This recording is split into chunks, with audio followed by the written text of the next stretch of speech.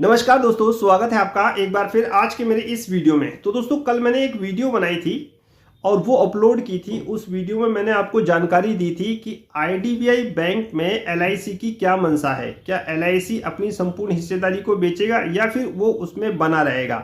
उस वीडियो को देखिए, उसमें बहुत सारी जानकारी आपको मिल जाएगी। उसी के रिगार्डिंग बहुत सारे कमेंट्स क्वेश्चन मेरे पास आए थे कि सर अब आगे भविष्य में क्या होगा, यदि यही सरकार सेंट्रल में रहती है तो क्या बैंकों का निजीकरण हो जाएगा जैसा कि सरकार की मंशा है।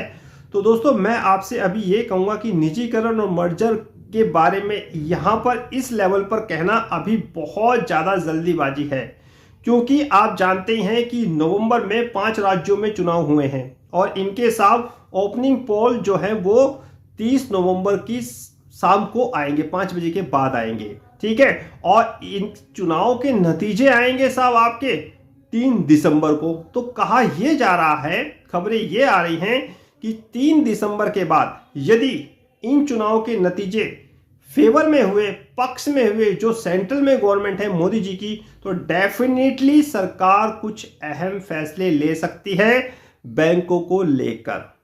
अब वो मर्जर के लिए हो या निजीकरण के लिए हो, ये बात की बात है। फिलहाल मैं आपसे ये कहना चाहूंगा इस वीडियो के माध्यम से कि 3 दिसंबर के बाद ही सरकार कुछ बड़े फैसले ले सकती है, क्योंकि आगामी 2024 में सरकार को इलेक्शन ईयर में भी प्रवेश करना है। तो डेफिनेटली कुछ बड़े ऐलान संभव है और कयास ये लगाए जा रहे हैं कि कुछ सकारात्मक पॉजिटिव खबर सरकार लेके आ सकती है बैंकों के लिए। आप जानते हैं कि खबरें ये भी चल रही हैं, जो बैंक कर्मचारी हैं उनका साफ जो सैलरी है उनको भी बढ़ाया जा सकता है, वर्किंग डेज भी साफ कुछ फिक्स किए जा सकते हैं। अपडेट मेरे चल ही रहे हैं।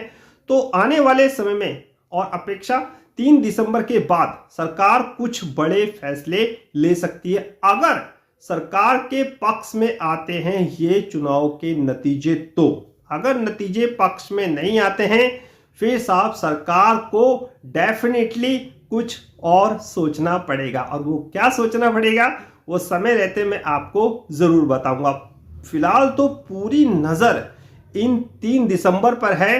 देखते हैं कि इन 5 राज्यों में जो चुनाव हुए हैं उसके नतीजे किस प्रकार के आते हैं, क्या फेवर में होते हैं जो सेंट्रल में गवर्नमेंट है या फिर साफ फेवर में नहीं होते हैं, क्योंकि ये सेमीफाइनल बताया जा रहा है लोकसभा के चुनाव का।